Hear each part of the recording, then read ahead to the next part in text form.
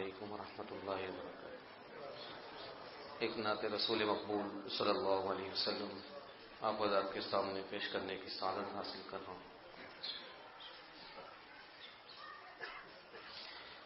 پڑھتا ہوں میں نعت ان کی، لفظ میرے ہیں بات ان کی۔ پڑھتا ہوں میں نعت ان کی، لفظ میرے ہیں بات ان کی، لفظ میرے بات ان کی۔ اور چھڑ جائے جب ذکر ان کا، چھڑ جائے جب ذکر ان کا، لگتی ہے کائنات ان کی، لفظ میرے ہیں بات ان کی، لفظ میرے ہیں بات ان کی۔ اور زندگی ان کا صدقہ ہے، زندگی ان کا صدقہ ہے، ایمان ہے خیرات ان کی، لفظ میرے ہیں بات ان کی، لفظ میرے ہیں بات ان کی۔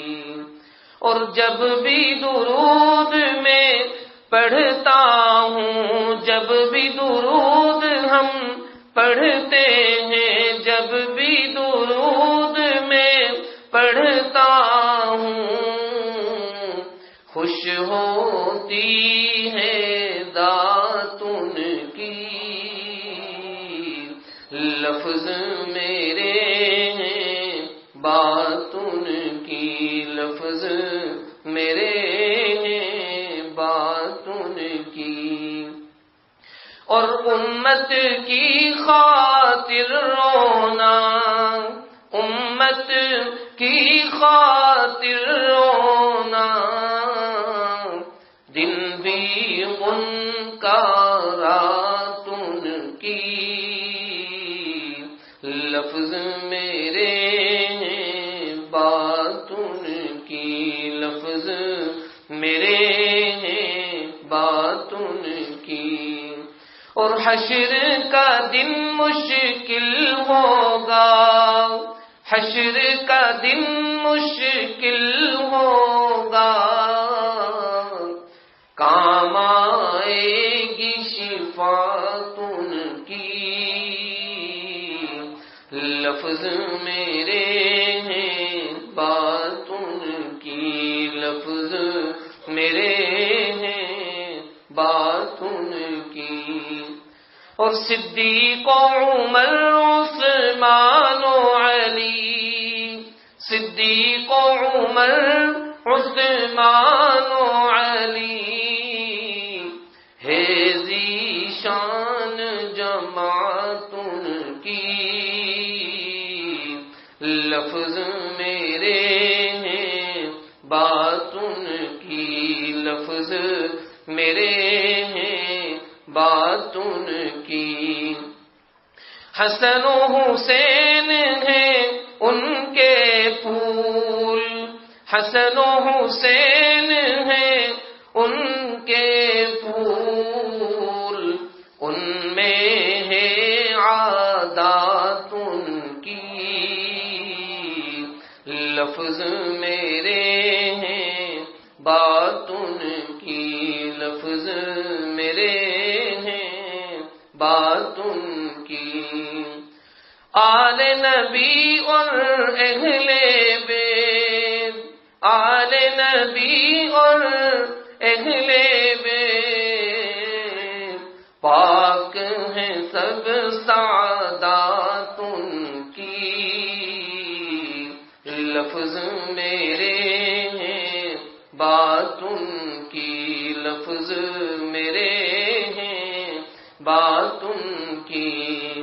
اور حشر میں مومن جھومے گا، حشر میں ہم سب جھومیں گے، حشر میں مومن جھومے گا،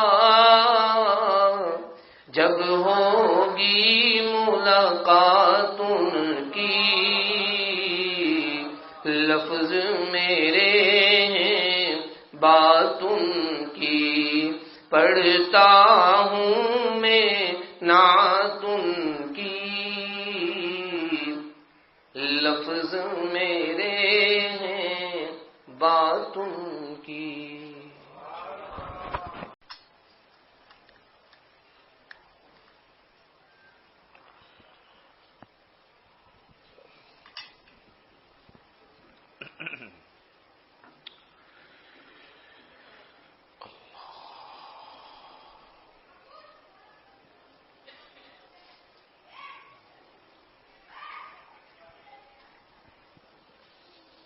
بسم اللہ الرحمن الرحیم،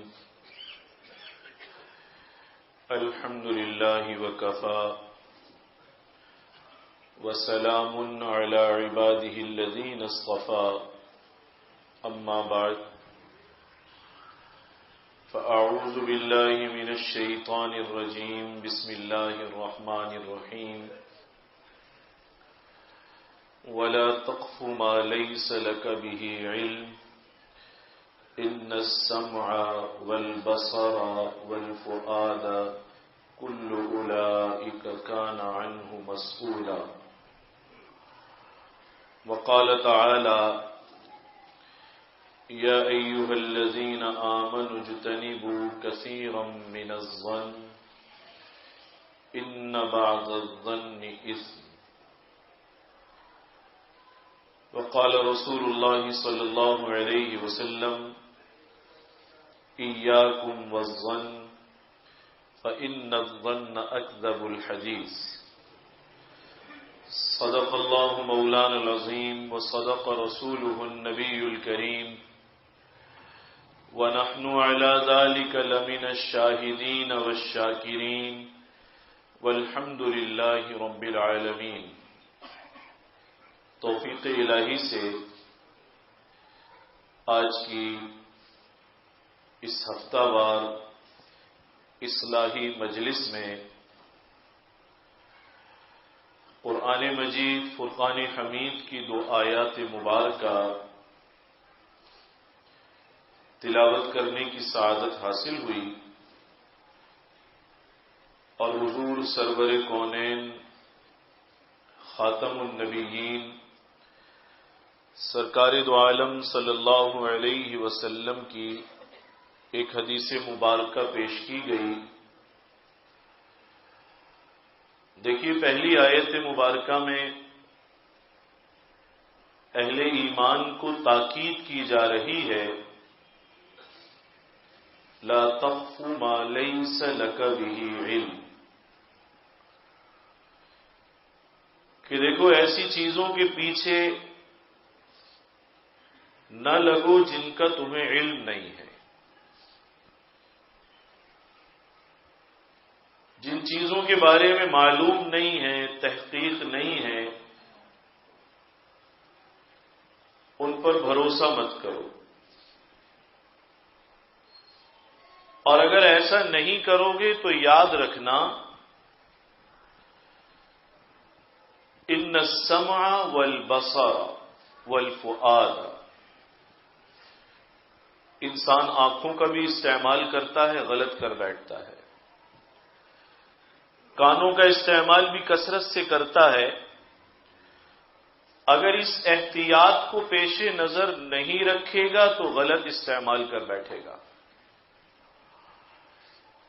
پھر نتیجہ یہ نکلتا ہے کہ بے تحقیق بات کا کوئی نتیجہ دل میں مرتب کر کے بٹھا لیتا ہے۔ اللہ فرما رہے ہیں یاد رکھنا، ان سب چیزوں کے بارے میں سوال ہوگا، پوچھا جائے گا۔ اور دوسری آیت مبارکہ میں فرمایا گیا اجتنبوا من الظن، یا ایھا الذین آمنوا اجتنبوا کثیرا من الظن، کہ دیکھو اپنے آپ کو گمانوں سے بچانے کی عادت ڈالو. اور بہت سارے گمان تو ایسے انسان دل میں پیدا کر لیتا ہے جنہیں قرآن مجید میں براہ راست گناہ فرمایا جا رہا ہے. اب عام طور پر تحقیق کا رجحان تو ہے نہیں، اور نقل روایت میں کذب بھی عام ہے، جھوٹ نقل کر دینا عام بات ہے. تحقیق کا مزاج بھی نہیں ہے، اس کی رعایت بھی نہیں کی جاتی. نتیجہ یہ نکلتا ہے نامعلوم ہم بغیر دلیل کے کس کس کی جانب سے دل میں بدگمانی لیے بیٹھے رہتے ہیں. ہمیں خیال بھی نہیں ہوتا کہ کیا یہ معاملہ تحقیق کے بعد نکھر کر واضح ہو چکا ہے یا واضح نہیں ہوا، اس کا ہمیں احساس نہیں ہوتا. اب ہم بدگمان ہو جاتے ہیں، اور اللہ تعالی کبھی ہمیں ہدایت عطا فرما دیں، کوئی بات ظاہر ہو جائے تو وہ بدگمانی نکلتی ہے، نہیں تو وہ بدگمانی نکلتی بھی نہیں ہے، دل میں بیٹھی رہتی ہے بدگمانی. اور حدیث شریف میں آتا ہے حضور علیہ الصلوۃ والسلام نے اس قسم کے گمانوں سے بچنے کا حکم فرمایا ہے. دیکھو بچو، جتنے زیادہ گمان ہم لوگوں کے بارے میں پالیں گے، خوش نصیب ہوتے ہیں جو لوگوں سے حسن ظن اور اچھا گمان رکھتے ہیں. کم لوگ ہوتے ہیں معاشرے میں سے، وغیرہ زیادہ تر لوگ بدگمان رہتے ہیں. اب یہ حالت ہے، ہماری مائیں بہنیں بھی سن رہی ہیں. اب یہ صورتحال ہے، بیوی شوہر سے بدگمان، شوہر بیوی سے بدگمان. کبھی وضاحت ہوگی یا کوئی موقع ایسا آیا پھر بات کھلے گی، او ہو میرے میاں کا قصور نہیں تھا اس میں، یہ بات تو دوسری بات تھی. شوہر بیوی سے بدگمان ہے، اس کی نیت پر شک کر رہا ہے، اس کے کردار پر شک کر رہا ہے، دلیل کوئی بھی نہیں ہاتھ میں، دلیل کوئی بھی نہیں ہے. اور میں نے حضرت احمد اللہ علیہ سے سنا، فرمایا کرتے تھے بلا دلیل لوگوں سے بدگمان ہو جانا، بلا دلیل لوگوں سے بدگمان ہو جانا، ایک بات اس سے ثابت ہوتی ہے، اس کے بارے میں تو تمہارے پاس دلیل ابھی ہے نہیں. لیکن تم جو بار بار زندگی میں بدگمان ہوتے ہو اور بغیر دلیل کے بدگمان ہوتے ہو، تو ایک بات ثابت ہوتی ہے کہ تم بھی بھلے آدمی نہیں ہو، تحقیق کی تمہیں عادت نہیں ہے. یہ ہمارے حضرت فرمایا کرتے تھے کہ تم بھی بھلے آدمی نہیں ہو، تحقیق کی تمہیں عادت نہیں ہے، اس کے بارے میں تو دلیل نہیں ہے، لہذا وہ تو برا نہ ہوا. اور بھائی اگر دلیل بھی ہوتی تو بھی اس کے فعل سے نفرت کا حکم دیا گیا ہے، اس کی ذات سے تو نہیں دیا گیا. اس کی ذات سے تو پھر بھی شفقت کرنی ہے، محبت سے پیش آنا ہے. آج کل بدگمانی عام ہے، گھر گھر عام ہے، رشتوں میں عام ہے، تعلقات میں عام ہے. وہ قرآن مجید کی ایک آیت ہے اور بہت خوبصورت آیت ہے، اس سے بڑی اچھی ایک تعلیم ملتی ہے. مفسرین نے اس پر بڑی نفیس مباحث ذکر فرمائی ہیں. حضرت سلیمان علیہ السلام کے قصے میں جب وہاں بات پہنچتی نا، حتی اذا اتوا علی وادی النمل، چیونٹیوں کی بستی کے پاس جب پہنچے لشکر لے کر، تو جو چیونٹیوں کی سردار تھی اس نے چیونٹیوں کو خبردار کیا حضرت سلیمان اور ان کے لشکر سے. قالت نملۃ یا ایھا النمل ادخلوا مساکنکم، کہنے لگی ارے چیونٹیوں جلدی جلدی کہاں گھس جاؤ، اپنے بلوں میں گھس جاؤ، اس واسطے کہ سلیمان کا لشکر آ رہا ہے، اور کہیں ایسا نہ ہو لا یحطمنکم سلیمان وجنودہ وہم لا یشعرون، کہ سلیمان اور ان کا جو لشکر ہے کہیں تمہیں پیس ڈالیں، تم ماری جاؤ، ان کے قدموں تلے روندی جاؤ، اور وہم لا یشعرون، انہیں پتہ بھی نہ چلے، انہیں پتہ بھی نہ چلے۔ اس پر مفسرین نے لکھا ہے کاش ہم چیونٹی جیسے ہی ہو جاتے، کتنی عقل مندی کی بات کر رہی ہے۔ ابھی ہمارے یہاں کل اور پرسوں درس قرآن میں یہ موضوع آیا کہ لوگ یہ خیال کرتے ہیں کہ شعور انسانوں کو ہے، جانوروں کو، چرند پرند کو شعور کہاں ہے؟ اور بات اس پر چلی، اللہ تعالیٰ فرماتے ہیں وَإِن مِّن شَيْءٍ إِلَّا يُسَبِّحُ بِحَمْدِهِ وَلَٰكِن لَّا تَفْقَهُونَ تَسْبِيحَهُ، کوئی چیز ایسی نہیں ہے جو اللہ کی پاکی بیان نہ کرتی ہو، لیکن بات یہ ہے کہ تم ان کی تسبیح کو سمجھ نہیں سکتے، سمجھتے نہیں ہو۔ اب اس پر سوال ذہن میں آتا ہے کہ بھائی ہمیں تو کبھی نہیں لگا کہ کوئی پرندہ تسبیح پڑھ رہا ہو، ہمیں تو کبھی محسوس نہیں ہوا کہ کسی جانور نے اللہ کی حمد کی ہو، اس کا احساس ہمیں کبھی بھی نہیں ہوا۔ جب ہمیں احساس نہیں ہوا تو کرتے کیسے ہیں؟ بعض لوگ یہ کہتے ہیں انہیں شعور بھی نہیں ہے چرند پرند کو، یاد رکھیں انہیں شعور ہے۔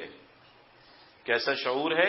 ایسا شعور ہے کہ یہ اللہ تعالی کو پہچانتے ہیں، اور ایسا شعور ہے کہ ہدہد ایک پرندہ ہے، وہ حضرت سلیمان علیہ السلام کو آ کر بتا رہا ہے کہ ایک قوم کو میں نے دیکھا ہے، میں نے ایک قوم کو دیکھا ہے، وہ ملکہ بلقیس کا قصہ جو ہے، اللہ نے انہیں بڑا نوازا ہے، اور اس ملکہ کو اللہ نے سب کچھ عطا فرمایا ہے، اوتیت من کل شیء ولہا عرش عظیم، کیا نہیں دیا اللہ نے اس کو؟ یہ کس کا کلام ہے قرآن میں؟ ہدہد کا، ہدہد کی بات نقل ہو رہی ہے۔ لیکن کہتا ہے تعجب کی بات ہے، جس اللہ نے اتنا نوازا ہے، اتنا نوازا ہے، وہ اللہ کی عبادت کرنے کے بجائے یسجدون للشمس، وہ تو سورج کی عبادت کرتے ہیں۔ اب بتائیے اللہ کو پہچانتے ہیں نہیں پہچانتے؟ یہ پہچانتے ہیں اللہ کو، اور شرک اور توحید میں فرق بھی جانتے ہیں، صحیح اور غلط کو بھی جانتے ہیں۔ یہ اتنی بڑی بات ہے، اس کی خبر آپ نے سنی، پھر امتحان لینے کے لیے خط بھیجا، لمبا واقعہ ہے۔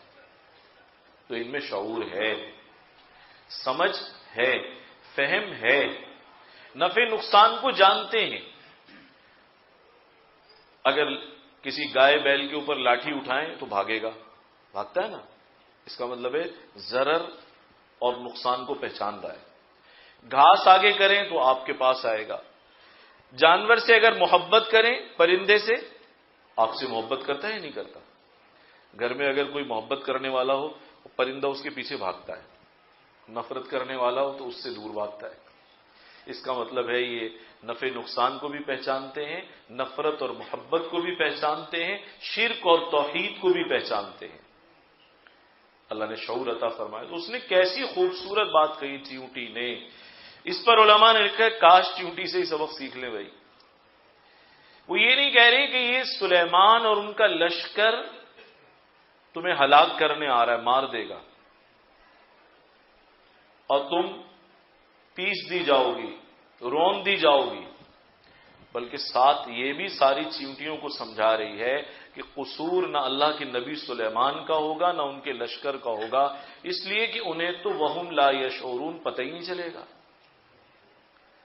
اس سے مفسرین نے لکھا ہے کوئی خوش گمانی اور حسن ظن چیونٹی سے سیکھے کہ کسی بھی بات کو اچھے معنی بھی پہنائے جا سکتے ہیں، اچھا عنوان بھی دیا جا سکتا ہے،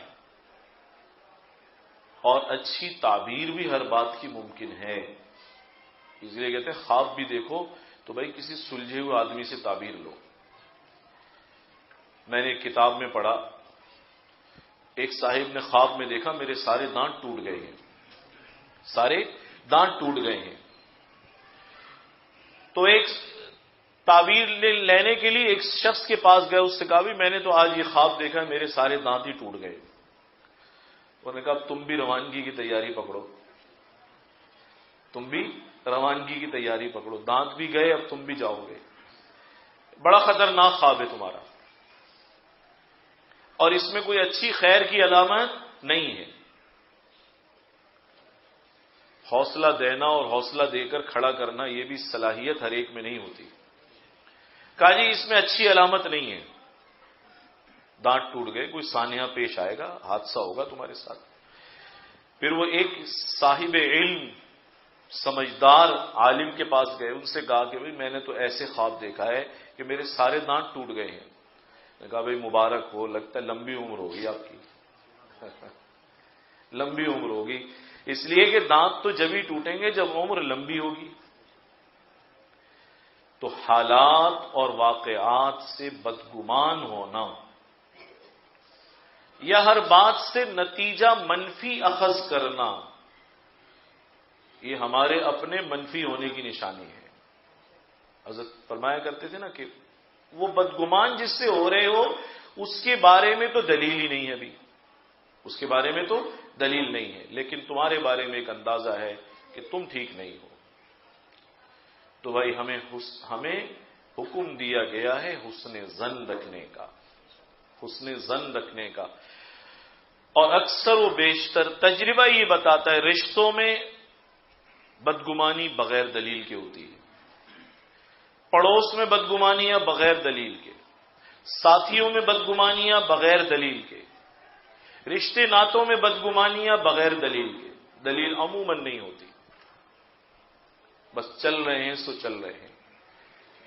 میں نے کتاب میں ایک واقعہ پڑھا، ایک صاحب کہنے لگے میں ایک فیکٹری میں کام کرنے لگا، تو وہاں سب بہت توجہ سے بات چیت سنتے تھے اور بڑی محبت سے ملتے تھے، ایک صاحب سے جب بات کرتا تھا تو توجہ ہی نہیں دیتے تھے، تو بس میں نے ان سے بات چیت بھی چھوڑ دی اور میں نے دل میں طے کر لیا کہ یہ بڑا متکبر قسم کا آدمی ہے، جب بات کرتے ہیں تو بات ہی نہیں سنتا، یہ بہت تکبر سے بھرا ہوا اور تکبر کا مارا ہوا آدمی ہے۔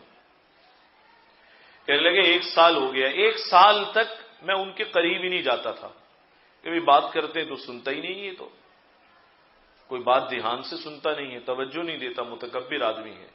ایک سال بعد فیکٹری والوں نے کوئی تقریب رکھی چھوٹی موٹی، سب قریب قریب بیٹھے تو وہ بھی ٹیبل پر بیٹھ گئے آ کر۔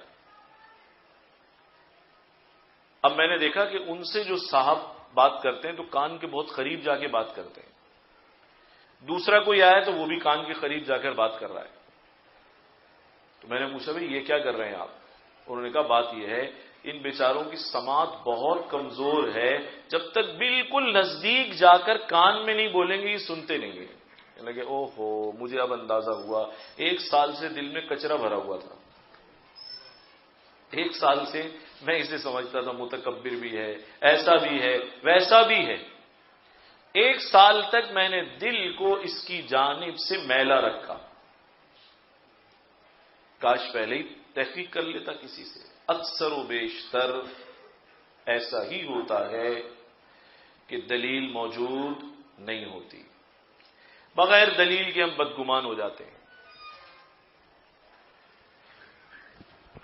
خواجہ نظام الدین اولیاء رحمۃ اللہ علیہ شیخ کے بارے میں آتا ہے کہ ایک شخص تھا جو بہت شدید ان سے بدگمان رہتا تھا، کہتا تھا میری نظر میں اللہ والے نہیں ہیں، حالانکہ کتنی بڑی شخصیت ہے جن کے دستے مبارک پر ہندوستان میں لاکھوں لوگوں نے توبہ کی ہے، لاکھوں لوگوں نے، اس ساری دنیا میں اولیاء اللہ مختلف علاقوں میں سفر کر کے گئے ہیں، ہمارے سندھ میں بھی بہت سارے آئے ہیں، دلی تک گئے ہیں، ملتان پہنچے ہیں، چپے چپے میں اس زمانے میں جبکہ ہندوستان بت پرستی اور شرک کا گڑھ تھا، من جانب اللہ کو ان کی ڈیوٹیاں لگی، کوئی تکوینی امور ایسے تھے، کوئی بخارا سے آیا، کوئی سمرقند سے آیا، کوئی غزنی سے آیا، کوئی تاشقند سے آیا، کوئی ترکی سے آیا، کوئی افغانستان سے آیا. یہ سارے بزرگ کوئی بھی ان میں مقامی نہیں ہے. آپ ان کا سلسلہ نسب دیکھیں، کوئی سادات میں سے ہے، کسی کا نسب کہیں جا کے جڑتا ہے، کسی کا کہیں جا کے جڑتا ہے. یہ اللہ والے مختلف مقامات پر بیٹھے اور بڑی محبت کے ساتھ لوگوں کے ساتھ جنہوں نے برتاؤ رکھا، اذیتوں پر صبر کیا. ایک زمانہ ایسا آیا کہ ایک ایک کے دستے مبارک پر لاکھوں لوگوں نے اسلام قبول کیا ہے. خواجہ معین الدین چشتی اجمیری رحمۃ اللہ علیہ کے دستے مبارک پر لاکھوں لوگ مسلمان ہوئے. بعض لکھنے والوں نے لکھا 90 لاکھ لوگ. لوگ سمجھتے ہیں کہ شاید دین آج ہم ہی پھیلا رہے ہیں. نہیں، تم سے پہلے جو ترتیب تھی وہ کیا تھی؟ ان اولیاء اللہ کے ذریعے پھیلا ہے، ان خانقاہوں کے ذریعے.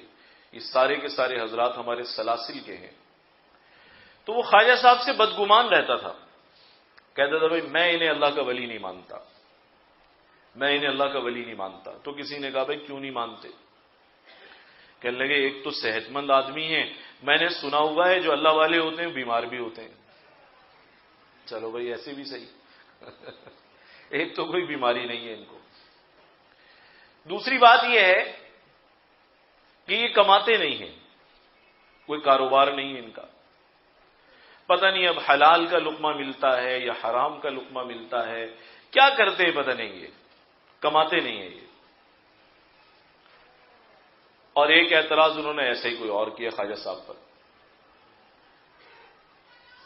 ہاں، ایک اعتراض یہ کیا کہ لوگ سب ان کی تعریف کرتے ہیں، کوئی ان کی برائی نہیں کرتا. تو بھائی جس کی کوئی برائی نہ کرتا ہو، جس سے سب راضی اور خوش رہیں، وہ تو پکا مومن نہیں ہوتا، منافق ہو سکتا ہے جو سب کو راضی رکھے، حالانکہ خود برائی کرنے والا موجود بھی ہے. تو کسی نے حضرت سے کہا حضرت یہ آدمی جو ہے آپ سے بدگمان رہتا ہے. کتنا بڑا نام ہے نظام الدین اولیاء رحمت اللہ علیہ، کروڑوں رحمتیں قبر پر نازل ہوں. کہا حضرت آپ سے بدگمان رہتا ہے. پوچھا کیوں بدگمان ہے، کیوں بدگمان ہے؟ کہا جی ایک تو یہ کہتا ہے کہ پتہ نہیں اللہ والوں کو تو کوئی بیماری بھی ہوتی ہے، تکالیف آتی ہیں ان پر. اب دیکھیں نا، دین کا صحیح علم بھی نہیں ہے، صحیح علم بھی نہیں ہے. بیماری آنا کیا ولایت کی نشانی ہے؟ کوئی نشانی نہیں ہے. تو کہا جی ایک تو کہتا ہے بیماری کوئی نہیں. حضرت نے اسے بلایا اور فرمایا بھائی بعضی بیماریاں ایسی ہوتی ہیں جو پوشیدہ مقامات پر بھی ہوتی ہیں.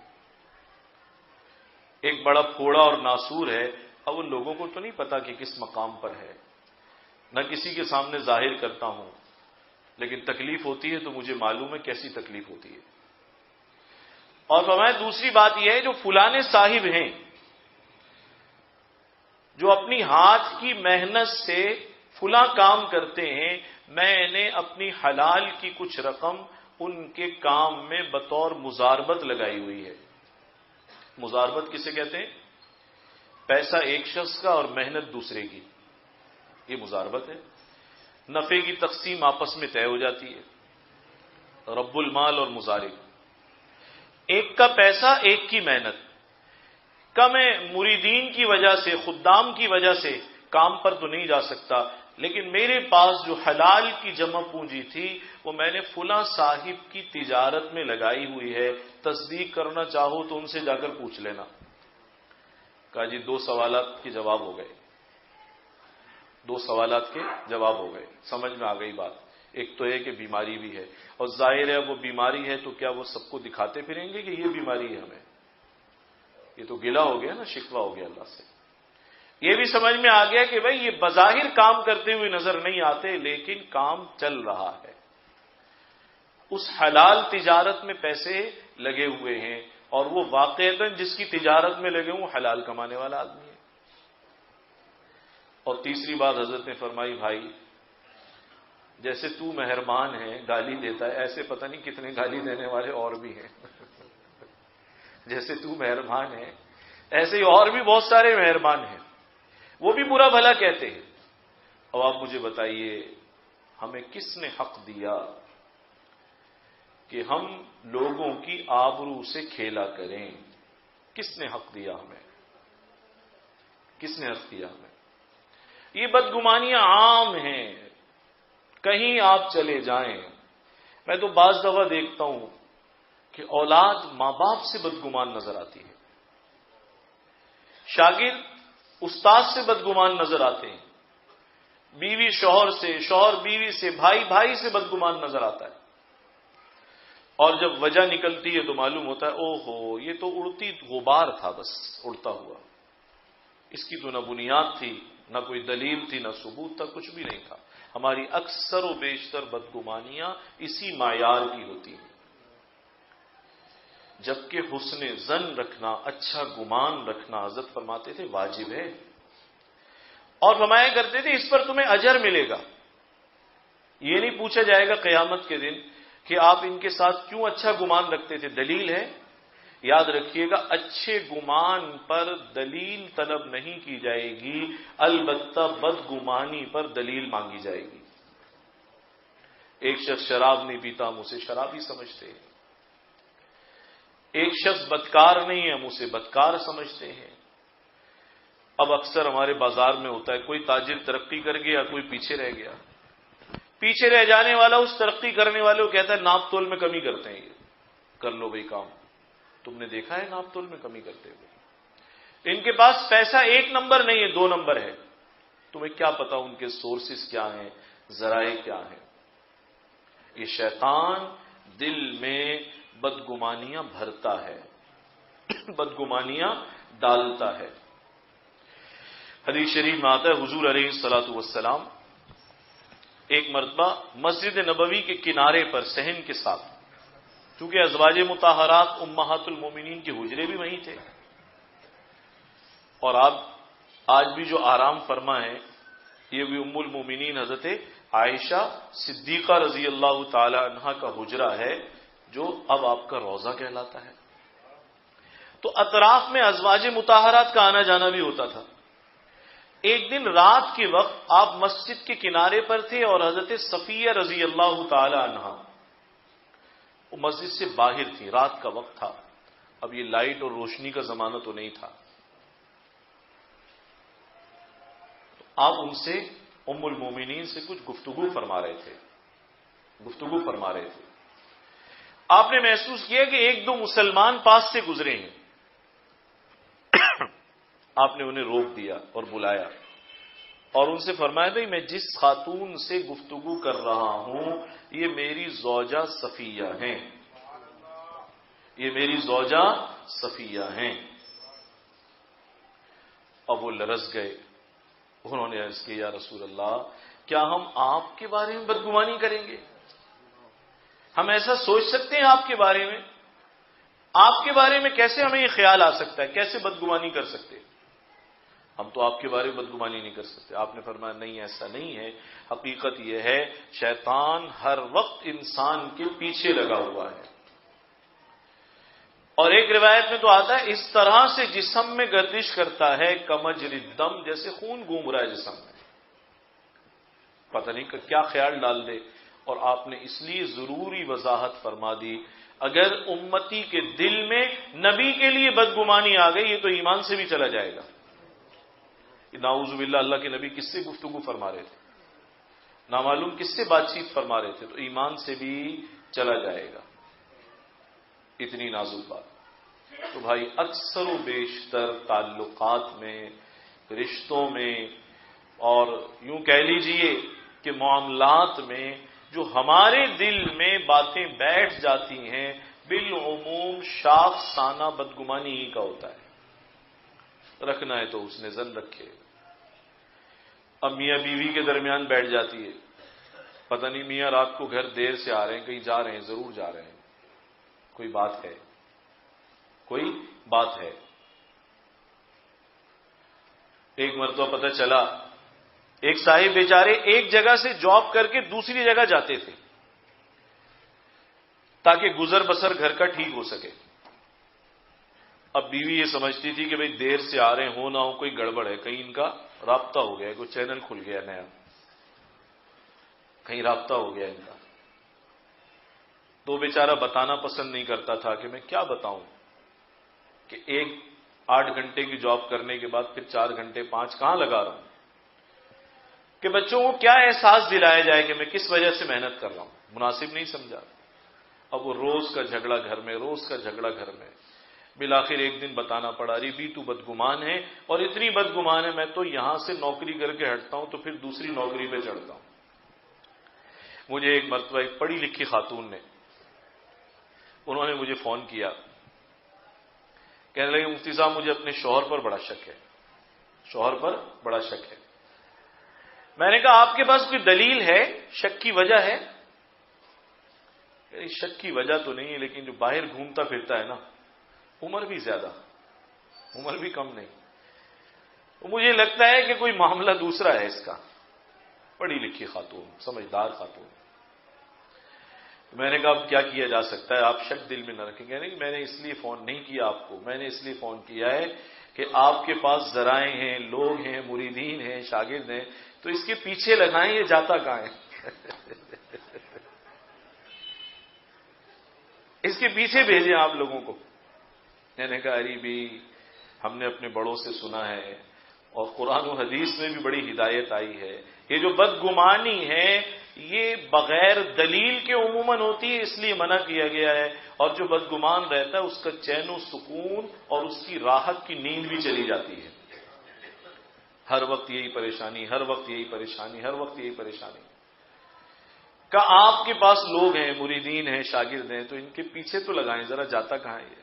میں نے کہا اس کام سے مجھے معذرت ہے، مہربانی فرمائیے، میرے بس کا کام نہیں ہے، اس قصے میں نہیں پڑنا چاہیے۔ اور قرآن مجید میں جہاں گمان سے بچنے کا حکم دیا گیا، ساتھ ہی فرمایا کہ ولا تجسسوا، غیر ضروری تجسس میں بھی مت پڑو، لوگوں کی ٹوہ میں مت جاؤ۔ ایک بعض لوگوں کو عادت پڑی ہوتی ہے جاسوسی کی، ہر ایک کے حالات معلوم کریں، اس کے گھر کون آیا تھا، کہاں سے مہمان آئے تھے، کیا پکایا، کیا کھلایا، رشتہ کہاں طے ہو رہا ہے، کیا چیز چل رہی ہے۔ ارے بھائی، کیا تم کوئی خدائی نگران ہو؟ اپنے گھر کو دیکھو، اپنے حالات کو دیکھو، اپنی تجارت کو سنبھالو، اپنے رشتوں کو سنبھالو۔ مجھے کافی عرصہ پہلے ایک صاحب نے سنایا کہ ہماری برادری میں ایک صاحب ایسے ہیں کہ وہ جب صبح سو کر اٹھتے ہیں، بڑی عمر ہو گئی ان کی، 75-80 سال عمر ہو گئی، کہ وہ سو کر اٹھتے ہیں تو ناشتہ وغیرہ کرنے کے بعد کاموں سے فارغ ہیں، وہ PTCL پر بیٹھ جاتے ہیں، اور وہ پورے ملک میں جہاں جہاں رشتہ دار ہیں سب کے گھر فون کرتے ہیں، روزانہ کا قصہ ہے، معلوم کرتے ہیں آج کیا پکایا، کیا کھایا، گھر کا کون سا فرد سفر پر ہے، مہمان آئے تو کہاں سے آئے، کس کا رشتہ کہاں ہو رہا ہے، کس کے گھر کے جھگڑے کیسے چل رہے ہیں۔ کہا جی ان کا روزانہ کا یہی مشغلہ ہے۔ میں نے کہا یہ آدمی چین و سکون سے تو فارغ ہے، پھر ایک اپنا گھر سنبھلتا نہیں اور یہ 50 گھروں میں ٹانگ اڑائے بیٹھا ہے۔ تو یہ بے چینی اور بے سکونی کے اسباب میں سے بہت بڑا سبب یہ بھی ہے، انسان خواہ ٹو میں لگا رہے، تجسس میں پڑا رہے۔ دلوں کو صاف رکھنا چاہیے، بغیر دلیل کے ہمیں اجازت نہیں ہے ہم کسی سے بدگمان ہوں۔ ہمیں کس نے حق دیا ہے بھائی؟ کس نے حق دیا ہے ہمیں؟ اور بالعموم جب تحقیق ہوتی ہے اور بات سامنے آتی ہے، اللہ معاف فرمائے، معاملہ صرف بدگمانی تک نہیں رہتا، جب انسان کسی کو برا سمجھنے لگتا ہے تو پھر وہ تہمت بھی لگاتا ہے، الزام بھی لگاتا ہے، پھر بہتان ترازی تک بھی بات پہنچ جاتی ہے۔ اور بہتان کا معاملہ یہ ہے کہ اس نے اپنی آخرت خراب کر لی، آخرت خراب کر لی۔ بھائی اللہ تعالیٰ نے اس کی اجازت نہیں دی کہ آپ لوگوں کے ذاتی معاملات میں دخل اندازی کریں، دی اجازت؟ بعض مرتبہ بعض لوگ گفتگو کرتے ہیں، کہتے ہیں جی وہ فلاں خاتون باہر ملازمت کرتی ہیں تو یہ کام تو صحیح نہیں ہے۔ ارے میں نے کہا بھائی تمہیں کیا پتا اس کے کردار کا، اور تم کون ہوتے ہو اس کے بارے میں کلام کرنے والے؟ کسی کی آبرو سے کھیلنا حلال نہیں ہے، کسی کے بارے میں گفتگو کرنے کی ہمیں اجازت نہیں ہے۔ ہو سکتا ہے تم اتنے پاک باز نمازیں پڑھ کر بھی نہ ہو جتنی وہ بیچاری پردے اور پاکیزگی کے ساتھ ملازمت کر کے اچھی زندگی گزار رہی. تمہیں کس نے حق دیا اس بات کا؟ اس لیے بہت احتیاط کی ضرورت ہے. تجربہ یہ ہے، میں یہ تو نہیں کہتا کہ مجھے تجربہ ہے، لیکن میرے اکابرین کا تجربہ یہ ہے کہ بالعموم 90-95% غلطی بدگمانی کرنے والے کی ظاہر ہوتی ہے. اس لیے رشتوں میں سکون چاہتے ہیں، گھر میں سکون چاہتے ہیں، ملازمت میں سکون چاہتے ہیں، تعلقات میں سکون چاہتے ہیں، اللہ اور رسول کی اس ہدایت کو قبول کر لیجئے. اسی میں خیر ہے، اسی میں عافیت ہے. جتنا بدگمانی سے بچیں گے اتنی راحت رہے گی، اتنا سکون رہے گا، قرار رہے گا. اور جتنی بدگمانی بڑھائیں گے، کیسی خوبصورت بات ہے. چیونٹی کی بات ابھی آئی تھی بیچ میں کہ وہ یہ نہیں کہہ رہی کہ سلیمان کچل دیں گے، مار ڈالیں گے، ساتھ ساتھ بہترین بات بھی جوڑ رہی ہے. ان بیچاروں کو پتہ ہی نہیں ہوگا، وَهُمْ لَا يَشْعُرُونَ، انہیں کیا پتا ہوگا کہ کون یہاں پر چیونٹیاں ہیں. تو تم تو ویسے بھی چھوٹا چھوٹا وجود رکھنے والی ہو. تو مفسرین نے لکھا ہے کاش ہم بھی اس بات کو سیکھتے. کسی کی کوئی بات سامنے آئے اسے اچھا معنی پہنائے، اچھا معنی پہنائے. ہم کسی کے پاس گئے، اپنی ضرورت کا اظہار کیا، ضرورت کا اظہار کیا، وہ اس وقت تعاون نہ کر سکا، مدد نہ کر سکا. اب دل میں بٹھا لیا، او ہو اتنے صاحب حیثیت آدمی اور دیا کچھ بھی نہیں، دیا کچھ بھی نہیں. یہ بھی تو آپ سوچ سکتے تھے، ہو سکتا ہے اس کا ہاتھ اس وقت اپنا بھی تنگ ہو. بعض مرتبہ بڑے بڑے کارخانے دار ایسے ہوتے ہیں، اس کا کارخانہ، فیکٹری، 200 ملازم سب نظر آ رہے ہیں، لیکن بیچارہ قرضوں تلے دبا ہوا بھی ہوتا ہے. اب لوگوں کو تو فیکٹری اور کارخانے کی عمارت نظر آ رہی ہے، کھاتوں میں جو قرضہ چڑھا ہوا ہے، کھاتے تو چوک پر نہیں رکھے نا. اگر کوئی آئے گا اور یہ واپس کرے گا تو وہ کیا ہو جائے گا؟ بدگمان. اس لیے کہ اسے کارخانہ نظر آ رہا ہے، لیکن اس کے جو معاملات کاغذوں میں ہیں وہ نظر نہیں آ رہے. یہ سوچ لینا چاہیے پتہ نہیں کن حالات میں ہوں گے آج کل. ہاتھ کھلا ہے، تنگ ہے، قرضے ہیں، انڈسٹری کیسی چل رہی ہے، نامعلوم کیا حالات ہیں. کیا ہم یہ معنی اس جواب کو نہیں پہنا سکتے؟ بالکل پہنا سکتے ہیں. مصیبت یہ ہے کہ عادت نہیں ہے، ہمیں عادت نہیں. ایک مرتبہ ایک صاحب کہنے لگے ہم نے اپنی بچی کا رشتہ کیا. میں نے کہا ہاں پتہ چلا تھا، کراچی میں انہوں نے مجھے سنایا، کافی پرانی بات ہے. کہا لیکن ہم نے ایک چیز دیکھی تو توڑ دیا رشتہ.